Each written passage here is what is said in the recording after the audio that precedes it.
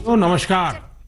आज 26 जुलाई है और आज का दिन बहुत खास है। आज कारगिल विजय दिवस है। 21 साल पहले आज के ही दिन कारगिल के युद्ध में हमारी सेना ने भारत की जीत का झंडा फहराया था। साथियों, कारगिल का युद्ध जिन परिस्थितियों में हुआ था वो भारत कभी नहीं भूल सकता। पाकिस्तान ने बड़े बड़े मंसूबे पालकर भारत की भूमि हथियाने और अपने यहां चल रहे आंतरिक कलह से ध्यान भटकाने को लेकर दुस्साहस किया था। भारत तब पाकिस्तान से अच्छे संबंधों के लिए प्रयासरत था, लेकिन कहा जाता है ना, बैरू अकारन सब काहू सौ, जो कर हित अनहित ताहू सौ। यानी दुष्ट का स्वभाव ही होता है हर किसी से बिना वजह दुश्मनी करना। ऐसे स्वभाव के लोग जो हित करता है उसका भी नुकसान ही सोचते हैं। इसलिए भारत की मित्रता के जवाब में पाकिस्तान द्वारा पीठ में छुरा थोपने की कोशिश हुई थी, लेकिन उसके बाद भारत की वीर सेना ने जो पराक्रम दिखाया, भारत ने अपनी जो ताकत दिखाई, उसे पूरी दुनिया ने देखा। आप कल्पना कर सकते हैं, ऊंचे पहाड़ों पर बैठा हुआ दुश्मन और नीचे से लड़ रही हमारी सेनाएं, हमारे वीर जवान। लेकिन जीत पहाड़ की ऊंचाई की नहीं, भारत की सेनाओं के ऊंचे हौसले और सच्ची वीरता की हुई। साथियों, उस समय मुझे भी करगिल जाने और हमारे जवानों की वीरता के दर्शन का सौभाग्य मिला। वो दिन मेरे जीवन के सबसे अनमोल क्षणों में से एक है। मैं देख रहा हूं कि आज देश भर में लोग कारगिल विजय को याद कर रहे हैं। सोशल मीडिया पर एक हैशटैग करेज इन करगिल के साथ लोग अपने वीरों को नमन कर रहे हैं। जो शहीद हुए हैं उन्हें श्रद्धांजलि दे रहे हैं। मैं आज सभी देशवासियों की तरफ से हमारे इन वीर जवानों के साथ साथ उन वीर माताओं को भी नमन करता हूं जिन्होंने मां भारती के सच्चे सपूतों को जन्म दिया। मेरा देश के नौजवानों से आग्रह है कि आज दिन भर कारगिल विजय से जुड़े हमारे जाबाजों की कहानियां, वीर माताओं के त्याग के बारे में एक दूसरे को बताएं, शेयर करें। मैं साथियों आपसे एक आग्रह करता हूं। आज एक वेबसाइट है www.gallantryawards.gov.in। आप उसको जरूर विजिट करें। वहां आपको हमारे वीर पराक्रमी योद्धाओं के बारे में, उनके पराक्रम के बारे में बहुत सारी जानकारियां प्राप्त होगी। और वो जानकारियां जब आप अपने साथियों के साथ चर्चा करेंगे, उनके लिए भी प्रेरणा का कारण बनेगी। आप जरूर इस वेबसाइट को विजिट कीजिए और मैं तो कहूंगा बार बार कीजिए। साथियों, कारगिल युद्ध के समय अटल जी ने लाल किले से जो कहा था वो आज भी हम सभी के लिए बहुत प्रासंगिक है। अटल जी ने तब देश को गांधी जी के एक मंत्र की याद दिलाई थी। महात्मा गांधी का मंत्र था कि यदि किसी को कभी कोई दुविधा हो कि उसे क्या करना क्या न करना, तो उसे भारत के सबसे गरीब और असहाय व्यक्ति के बारे में सोचना चाहिए। उसे ये सोचना चाहिए कि जो वो करने जा रहा है उससे उस व्यक्ति की भलाई होगी या नहीं होगी। गांधी जी के इस विचार से आगे बढ़कर अटल जी ने कहा था कि करगिल युद्ध ने हमें एक दूसरा मंत्र दिया है। ये मंत्र था, कोई महत्वपूर्ण निर्णय लेने से पहले हम ये सोचें कि क्या हमारा ये कदम उस सैनिक के सम्मान के अनुरूप है जिसने उन दुर्गम पहाड़ियों में अपने प्राणों की आहुति दी थी। आइए अटल जी की आवाज में ही उनकी इस भावना को हम सुने, समझे और समय की मांग है कि उसे स्वीकार करें। हम सभी को याद है कि गांधी जी ने हमें एक मंत्र दिया था उन्होंने कहा था कि यदि कोई दुविधा हो कि तुम्हें क्या करना है तो तुम भारत के उस सबसे असहाय व्यक्ति के बारे में सोचो और स्वयं से पूछो कि क्या तुम जो करने जा रहे हो उससे उस व्यक्ति की भलाई होगी। कारगिल ने हमें दूसरा मंत्र दिया है, कोई महत्वपूर्ण निर्णय लेने से पहले हम ये सोचें कि क्या हमारा ये कदम उस सैनिक के सम्मान के अनुरूप है जिसने उन दुर्गम पहाड़ियों में अपने प्राणों की आहुति दी थी। साथियों, युद्ध की परिस्थिति में हम जो बात कहते हैं, करते हैं, उसका सीमा पर डटे सैनिक के मनोबल पर, उसके परिवार के मनोबल पर बहुत गहरा असर पड़ता है। ये बात हमें कभी भूलनी नहीं चाहिए और इसलिए हमारा आचार, हमारा व्यवहार, हमारी वाणी, हमारे बयान, हमारी मर्यादा, हमारे लक्ष्य, सभी कसौटी में ये जरूर रहना चाहिए कि हम जो कर रहे हैं, कह रहे हैं, उससे सैनिकों का मनोबल बढ़े, उनका सम्मान बढ़े, राष्ट्र सर्वोपरि का मंत्र लिए एकता के सूत्र में बंधे देशवासी हमारे सैनिकों की ताकत को कई हजार गुना बढ़ा देते हैं। हमारे यहाँ तो कहा गया है ना, संगे शक्ति कलो युगे। कभी कभी हम इस बात को समझे बिना सोशल मीडिया पर ऐसी चीजों को बढ़ावा दे देते हैं जो हमारे देश का बहुत नुकसान करती है। कभी कभी जिज्ञासावत फॉरवर्ड करते रहते हैं, पता है गलत है लेकिन करते रहते हैं। आजकल युद्ध केवल सीमाओं पर ही नहीं लड़े जाते हैं, देश में भी कई मोर्चों पर एक साथ लड़ा जाता है और हर एक देशवासी को उसमें अपनी भूमिका तय करनी होती है। हमें भी अपनी भूमिका देश की सीमा पर दुर्गम परिस्थितियों में लड़ रहे सैनिकों को याद करते हुए तय करनी होगी। मेरे प्यारे देशवासियों, पिछले कुछ महीनों से पूरे देश ने एकजुट होकर जिस तरह कोरोना से मुकाबला किया है, उसने अनेक आशंकाओं को गलत साबित कर दिया है। आज हमारे देश में रिकवरी रेट अन्य देशों के मुकाबले बेहतर है। साथ ही हमारे देश में कोरोना से मृत्यु दर भी दुनिया के ज्यादातर देशों से काफी कम है। निश्चित रूप से एक भी व्यक्ति को खोना दुखद है, लेकिन भारत अपने लाखों देशवासियों का जीवन बचाने में सफल भी रहा है। लेकिन साथियों, कोरोना का खतरा टला नहीं है। कई स्थानों पर यह तेजी से फैल रहा है। हमें बहुत ही ज्यादा सतर्क रहने की जरूरत है। हमें ये ध्यान रखना है कि कोरोना अब भी उतना ही घातक है जितना शुरू में था। इसलिए हमें पूरी सावधानी बरतनी है।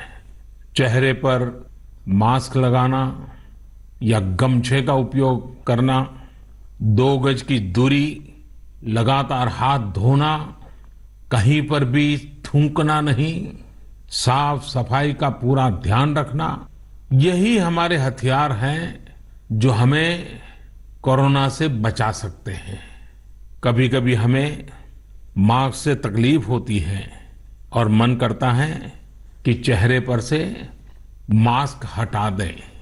बातचीत करना शुरू करते हैं, जब मास्क की जरूरत होती है ज्यादा, उसी समय मास्क हटा देते हैं।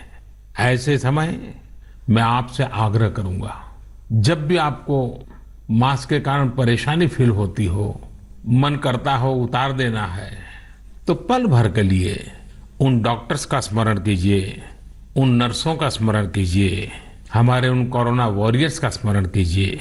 आप देखिए, वो मास्क पहन करके घंटों तक लगातार हम सबके जीवन को बचाने के लिए जुटे रहते हैं। 8-8, 10-10 घंटे तक मास्क पहने रखते हैं। क्या उनको तकलीफ नहीं होती होगी? थोड़ा सा उनका स्मरण कीजिए, आपको भी लगेगा कि हमें एक नागरिक के नाते इसमें जरा भी कोताही न बरतनी है, न किसी को बरतने देनी है। एक तरफ हमें कोरोना के खिलाफ लड़ाई को पूरी सजगता और सतर्कता के साथ लड़ना है तो दूसरी ओर कठोर मेहनत से व्यवसाय, नौकरी, पढ़ाई, जो भी कर्तव्य हम निभाते हैं उसमें गति लानी है, उसको भी नई ऊंचाई पर ले जाना है। साथियों, कोरोना काल में तो हमारे ग्रामीण क्षेत्रों ने पूरे देश को दिशा दिखाई है। गांवों से स्थानीय नागरिकों के, ग्राम पंचायतों के अनेक अच्छे प्रयास लगातार सामने आ रहे हैं। जम्मू में एक गांव त्रेवा ग्राम पंचायत है। वहां की सरपंच हैं बलबीर कौर जी। मुझे बताया गया कि बलबीर कौर जी ने अपनी पंचायत में 30 बेड का एक क्वारंटाइन सेंटर बनवाया। पंचायत आने वाले रास्तों पर पानी की व्यवस्था की, लोगों को हाथ धोने में कोई दिक्कत ना हो इसका इंतजाम करवाया। इतना ही नहीं, ये बलबीर कौर जी खुद अपने कंधे पर स्प्रे पंप टांग कर वॉलंटियर्स के साथ मिलकर पूरी पंचायत में, आसपास के क्षेत्र में सैनिटाइजेशन का काम भी करती हैं। ऐसी ही एक और कश्मीरी महिला सरपंच है गांदरबल के चौंटलीवार की जैतूना बेगम। जैतूना बेगम जी ने तय किया कि उनकी पंचायत कोरोना के खिलाफ जंग लड़ेगी और कमाई के लिए अवसर भी पैदा करेगी। उन्होंने पूरे इलाके में फ्री मास्क बांटे, फ्री राशन बांटा।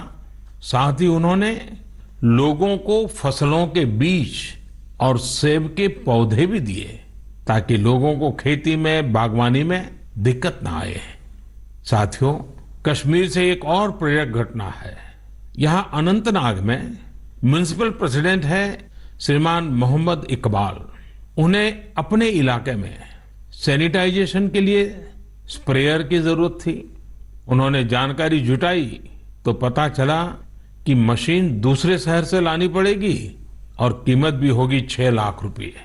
तो श्रीमान इकबाल जी ने खुद ही प्रयास करके अपने आप स्प्रेयर मशीन बना ली और वो भी केवल 50,000 रुपए में।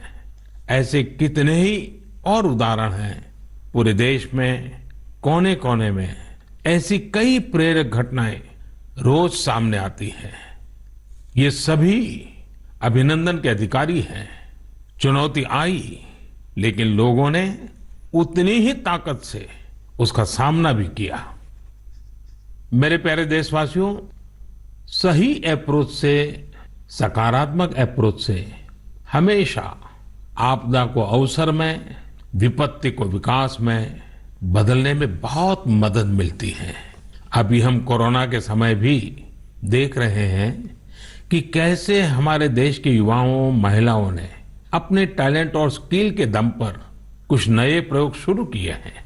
बिहार में कई वुमेन सेल्फ हेल्प ग्रुप्स ने मधुबनी पेंटिंग वाले मास्क बनाना शुरू किया है और देखते ही देखते ये खूब पॉपुलर हो गए।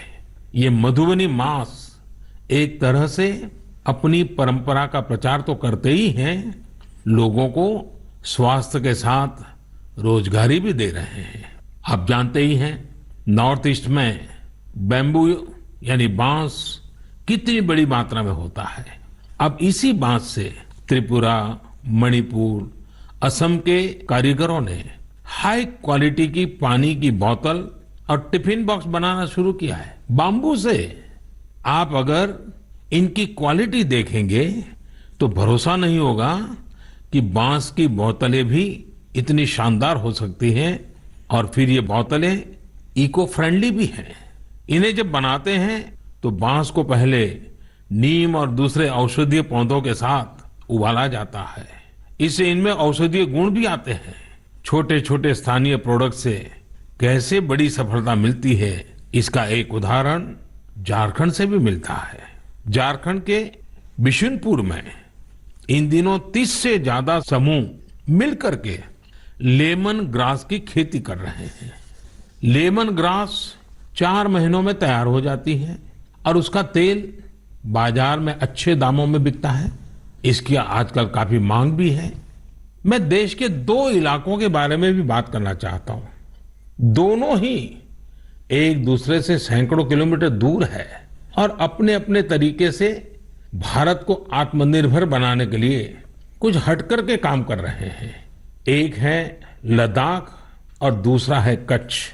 लेह और लद्दाख का नाम सामने आते ही खूबसूरत वादियां और ऊंचे ऊंचे पहाड़ों के दृश्य हमारे सामने आ जाते हैं।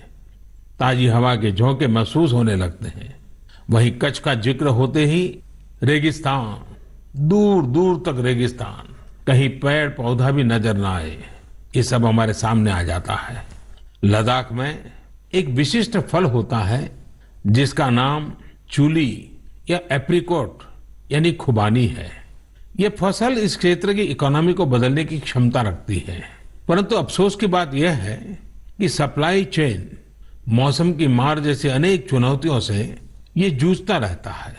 इसकी कम से कम बर्बादी हो, इसके लिए आजकल एक नए इनोवेशन का इस्तेमाल शुरू हुआ है। एक ड्यूअल सिस्टम है जिसका नाम है solar apricot dryer and space heater.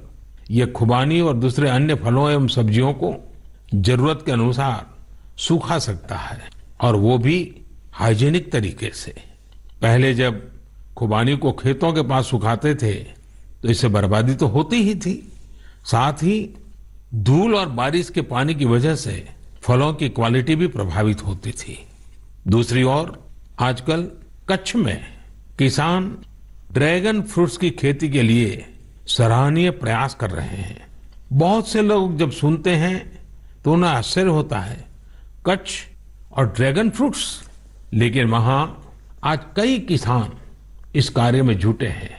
फल की गुणवत्ता और कम जमीन में ज्यादा उत्पाद को लेकर काफी इनोवेशन किए जा रहे हैं। मुझे बताया गया है कि ड्रैगन फ्रूट्स की लोकप्रियता लगातार बढ़ रही है, विशेषकर नाश्ते में इस्तेमाल काफी बढ़ा है। कच्छ के किसानों का संकल्प है कि देश को ड्रैगन फ्रूट्स का आयात न करना पड़े। यही तो आत्मनिर्भरता की बात है।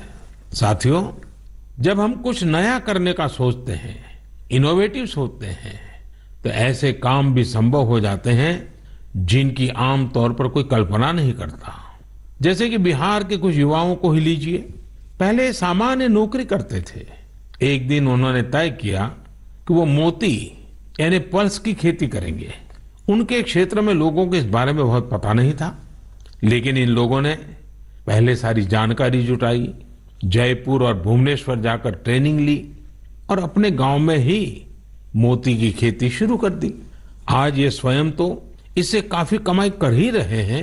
उन्होंने मुजफ्फरपुर, बेगूसराय और पटना में अन्य राज्यों से लौटे प्रवासी मजदूरों को इसकी ट्रेनिंग देनी भी शुरू कर दी है। कितने ही लोगों के लिए इससे आत्मनिर्भरता के रास्ते खुल गए हैं।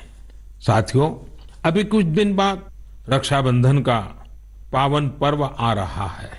मैं इन दिनों देख रहा हूं कि कई लोग और संस्थाएं इस बार रक्षाबंधन को अलग तरीके से मनाने का अभियान चला रहे हैं। कई लोग इसे वोकल फॉर लोकल से भी जोड़ रहे हैं, और बात भी सही है। हमारे पर्व हमारे समाज के, हमारे घर के पास ही किसी व्यक्ति का व्यापार बढ़े, उसका भी पर्व खुशहाल हो, तब पर्व का आनंद कुछ और ही हो जाता है। सभी देशवासियों को रक्षाबंधन की बहुत बहुत शुभकामनाएं। साथियों, 7 अगस्त को नेशनल हैंडलूम डे है।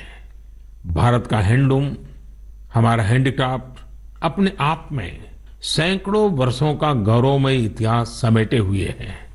हम सभी का प्रयास होना चाहिए कि न सिर्फ भारतीय हैंडलूम और हैंडीक्राफ्ट का ज्यादा से ज्यादा उपयोग करें, बल्कि इसके बारे में हमें ज्यादा से ज्यादा लोगों को बताना भी चाहिए। भारत का हैंडलूम और हैंडीक्राफ्ट कितना रिच है, इसमें कितनी विविधता है, ये दुनिया जितना ज्यादा जानेगी उतना ही हमारे लोकल कारीगरों और बुनकरों को लाभ होगा। साथियों, विशेषकर मेरे युवा साथियों, हमारा देश बदल रहा है। कैसे बदल रहा है, कितनी तेजी से बदल रहा है, कैसे कैसे क्षेत्रों में बदल रहा है। एक सकारात्मक सोच के साथ अगर निगाह डालें तो हम खुद अचंभित रह जाएंगे। एक समय था जब खेलकूद से लेकर के अन्य सेक्टर्स में अधिकतर लोग या तो बड़े बड़े शहरों से होते थे या बड़े बड़े परिवार से या फिर नामी गिरामी स्कूल या कॉलेज से होते थे। अब देश बदल रहा है। गांवों से, छोटे शहरों से, सामान्य परिवार से हमारे युवा आगे आ रहे हैं, सफलता के नए शिखर चूम रहे हैं। ये लोग संकटों के बीच भी नए नए सपने संजोते हुए आगे बढ़ रहे हैं। कुछ ऐसा ही हमें अभी हाल ही में जो बोर्ड एग्जाम्स के रिजल्ट आए उसमें भी दिखता है। आज मन की बात में हम कुछ ऐसे ही प्रतिभाशाली बेटे बेटियों से बात करते हैं। ऐसी ही एक प्रतिभाशाली बेटी है कृतिका नांदल। कृतिका जी हरियाणा में पानीपत से हैं। हेलो कृतिका जी, नमस्ते। नमस्ते सर। इतने अच्छे परिणाम के लिए आपको बहुत बहुत बधाई। धन्यवाद सर। और आपको तो इन दिनों टेलीफोन लेते लेते भी आप थक गई होगी, इतने सारे लोगों के फोन आते होंगे। जी सर। और जो लोग बधाई देते हैं वो भी गर्व महसूस करते होंगे कि वो आपको जानते हैं। आपको कैसा लग रहा है? सर बहुत अच्छा लग रहा है। पेरेंट्स को प्राउड फील करा के खुद को भी इतना प्राउड फील हो रहा है। अच्छा, ये बताइए कि आपकी सबसे बड़ी प्रेरणा कौन है? सर मेरी मम्मी है सबसे बड़ी प्रेरणा तो मेरी। वाह। अच्छा, आप मम्मी से क्या सीख रही हैं? सर उन्होंने अपनी जिंदगी में इतनी मुश्किलें देखी फिर भी वो इतनी बोल्ड और इतनी स्ट्रोंग है। सर उन्हें देख देख के इतनी प्रेरणा मिलती है कि मैं भी उन्हीं की तरह बनूं। माँ कितनी पढ़ी लिखी हैं? सर बीए की है उन्होंने। बीए किया हुआ है? जी सर। अच्छा, तो माँ आपको सिखाती भी होगी? जी सर, सिखाती हैं, दुनियादारी के बारे में हर बात बताती है। वह डांटती भी होगी? जी सर, डांटती भी है। अच्छा बेटा, आप आगे क्या करना चाहती हैं?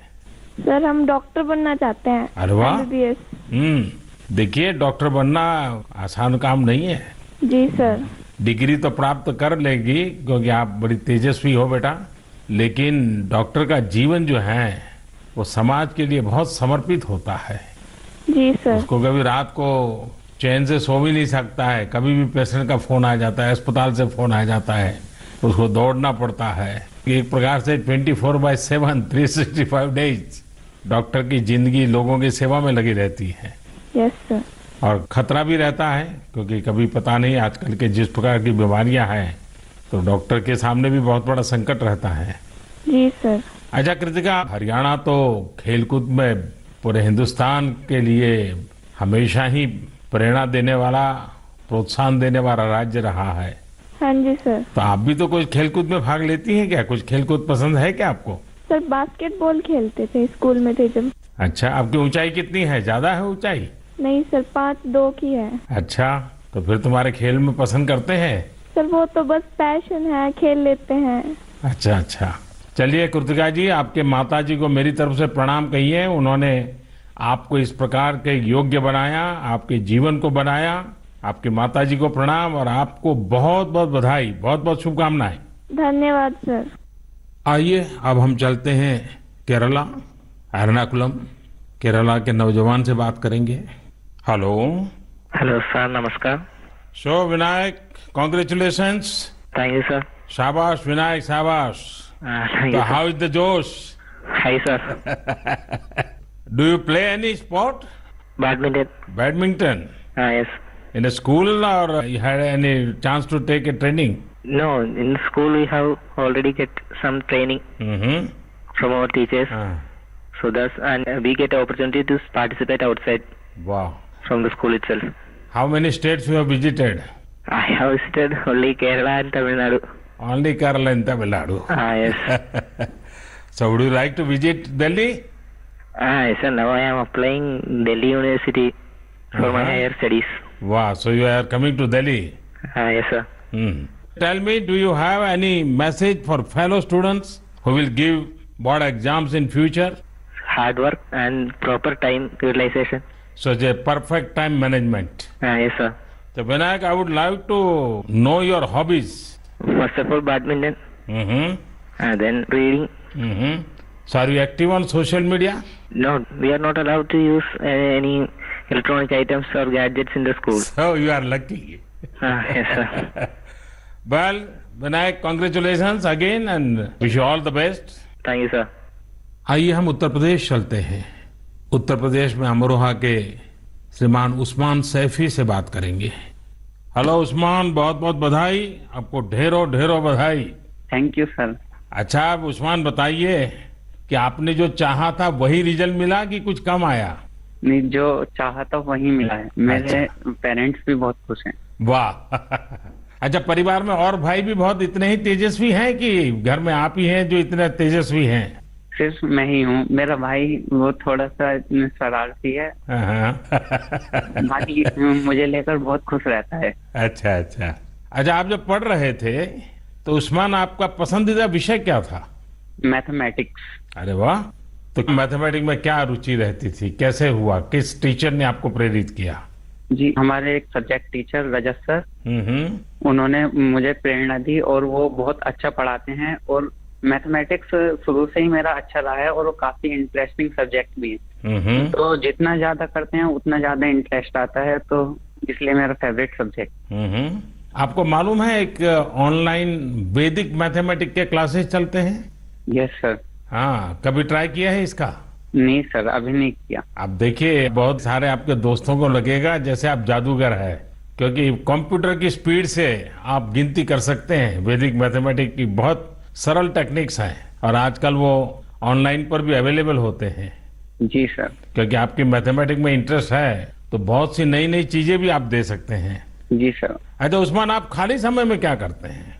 खाली समय में सर कुछ ना कुछ लिखता रहता हूँ मैं। मुझे लिखने में बहुत इंटरेस्ट आता है। अरे वाह, मतलब आप मैथमेटिक्स में रुचि लेते हैं, लिटरेचर में भी रुचि लेते हैं? Yes sir. क्या लिखते हैं? कविताएं लिखते हैं, शायरियां लिखते हैं? कुछ भी करंट अफेयर से रिलेटेड कोई भी टॉपिक हो उस पर लिखता रहता हूँ। नई नई जानकारियां मिलती रहती हैं, जैसे जीएसटी चला था और हमारा नोटबंदी, सब चीज। अरे वाह। कॉलेज की पढ़ाई करने के लिए आगे का क्या प्लान बना रहे हैं? सर, मेरा जी मेंस का फर्स्ट अटेम्प्ट क्लियर हो चुका है और अब मैं सितंबर के लिए सेकंड अटेम्प्ट में अब बैठूंगा। मेरा मेन एम है कि मैं पहले आईआईटी से बैचलर डिग्री लूं और उसके बाद सिविल सर्विसेज में जाऊं और एक आईएएस बनूं। अरे वाह। अच्छा, आप टेक्नोलॉजी में भी रुचि लेते हैं? यस सर, इसलिए मैंने आईटी ऑप्ट किया है। फर्स्ट टाइम बेस्ट था आईटी का। अच्छा, चलिए उस्मान, मेरी तरफ से बहुत शुभकामनाएं हैं। और आपका भाई शरारती है तो आपका समय भी अच्छा जाता होगा। और आपके माताजी पिताजी को भी मेरी तरफ से प्रणाम कहिए। उन्होंने आपको इस प्रकार से अवसर दिया, आपका हौसला बुलंद किया। और ये मुझे अच्छा लगा कि आप पढ़ाई के साथ साथ करंट इश्यूज पर अध्ययन भी करते हैं और लिखते भी हैं। देखिए, लिखने का फायदा ये होता है कि आपके विचार में शार्पनेस आती है। बहुत बहुत अच्छा फायदा होता है लिखने से। तो बहुत बहुत बधाई मेरी तरफ से। Thank you sir. आइए चलिए फिर एकदम से नीचे साउथ में चले जाते हैं, तमिलनाडु। नामक्कल से बेटी कनिका से बात करेंगे। और कनिका की बात तो बहुत ही इंस्पिरेशनल है। कनिका जी, वणक्कम। वणक्कम sir. How are you? Fine sir. First of all, I would like to congratulate you for your great success. Thank you sir. When I hear of Namakkal, I think of the Anjaneya temple. Yes sir. Now I will also remember my interaction with you. Yes sir. So, congratulations again. Thank you sir. You would have worked very hard for exams. How was your experience while preparing? I was working hard from the start, so I didn't expect this result, but I have written well, so I will get a good result.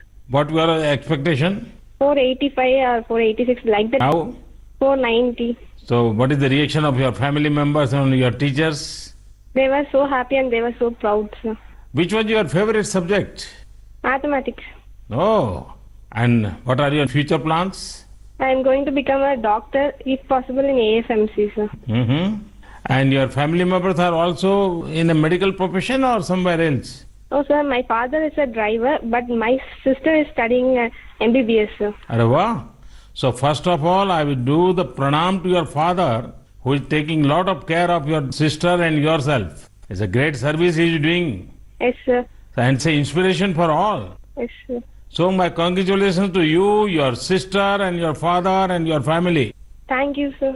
साथियों, ऐसे और भी कितने युवा दोस्त हैं कठिन परिस्थितियों में भी जिनके हौसले की, जिनकी सफलता की कहानियां हमें प्रेरित करती हैं।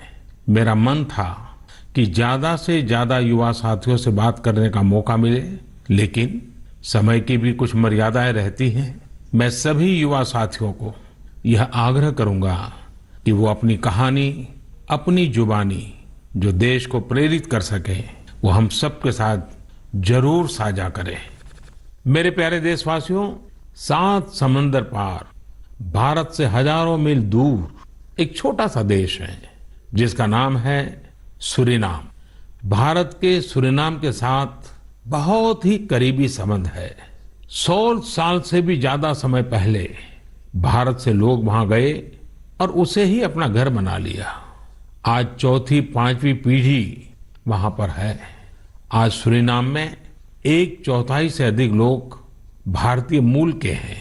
क्या आप जानते हैं, वहां की आम भाषाओं में से एक सरनामी भी भोजपुरी की ही एक बोली है। इन सांस्कृतिक संबंधों को लेकर हम भारतीय काफी गर्व महसूस करते हैं। हाल ही में श्री चंद्रिका प्रसाद संतोखी सूरीनाम के नए राष्ट्रपति बने हैं। वे भारत के मित्र हैं और उन्होंने साल 2018 में आयोजित person of Indian origin PIO parliamentary conference में भी हिस्सा लिया था। श्री चंद्रिका प्रसाद संतोखी जी ने शपथ की शुरुआत वेद मंत्रों के साथ की। वे संस्कृत में बोले। उन्होंने वेदों का उल्लेख किया और ओम शांति शांति शांति के साथ अपनी शपथ पूर्ण करी। अपने हाथ में वेद लेकर वे बोले, मैं चंद्रिका प्रसाद संतोखी। और आगे उन्होंने शपथ में क्या कहा? उन्होंने वेद का ही एक मंत्र का उच्चारण किया। उन्होंने कहा, ओम अग्ने व्रतपते व्रतम चरिष्यामि तच्छकेयम तन्मे रद्यताम इदमहम नुतात सत्यमुपैमि। यानी, हे अग्नि, संकल्प के देवता, मैं एक प्रतिज्ञा कर रहा हूं, मुझे इसके लिए शक्ति और सामर्थ्य प्रदान करें। मुझे असत्य से दूर रहने और सत्य की ओर जाने का आशीर्वाद प्रदान करें। सच में यह हम सभी के लिए गौरवान्वित होने वाली बात है। मैं श्री चंद्रिका प्रसाद संतोखी को बधाई देता हूं और अपने राष्ट्र की सेवा करने के लिए 130 करोड़ भारतीयों की ओर से उन्हें शुभकामनाएं देता हूं। मेरे प्यारे देशवासियों, इस समय बारिश का मौसम भी है। पिछली बार भी मैंने आपसे कहा था कि बरसात में गंदगी और उनसे होने वाली बीमारियों का खतरा बढ़ जाता है। अस्पतालों में भीड़ भी बढ़ जाती है। इसलिए आप साफ सफाई पर बहुत ज्यादा ध्यान दें। इम्यूनिटी बढ़ाने वाली चीजें, आयुर्वेदिक काढ़ा वगैरह लेते रहें। कोरोना संक्रमण के समय में हम अन्य बीमारियों से दूर रहें। हमें अस्पताल के चक्कर न लगाने पड़े, इसका पूरा ख्याल रखना होगा। साथियों, बारिश के मौसम में देश का एक बड़ा हिस्सा बाढ़ से भी जूझ रहा है। बिहार, असम जैसे राज्यों के कई क्षेत्रों में तो बाढ़ ने काफी मुश्किलें पैदा की हुई है। यानी एक तरफ कोरोना है तो दूसरी तरफ ये एक और चुनौती है। ऐसे में सभी सरकारें, NDRF की टीमें, राज्य की आपदा नियंत्रण टीमें, स्वयंसेवी संस्थाएं सब एक साथ मिलकर जुटे हुए हैं। हर तरह से राहत और बचाव के काम कर रहे हैं। इस आपदा से प्रभावित सभी लोगों के साथ पूरा देश खड़ा है। साथियों, अगली बार जब हम मन की बात में मिलेंगे, उसके पहले ही 15 अगस्त भी आने वाला है। इस बार 15 अगस्त भी अलग परिस्थितियों में होगा। कोरोना महामारी की इस आपदा के बीच होगा। मेरा अपने युवाओं से, सभी देशवासियों से अनुरोध है कि हम स्वतंत्रता दिवस पर महामारी से आजादी का संकल्प लें, आत्मनिर्भर भारत का संकल्प लें, कुछ नया सीखने और सिखाने का संकल्प लें, अपने कर्तव्यों के पालन का संकल्प लें। हमारा देश आज जिस ऊंचाई पर है वो कई ऐसी महान विभूतियों की तपस्या की वजह से हैं जिन्होंने राष्ट्र निर्माण के लिए अपना जीवन समर्पित कर दिया।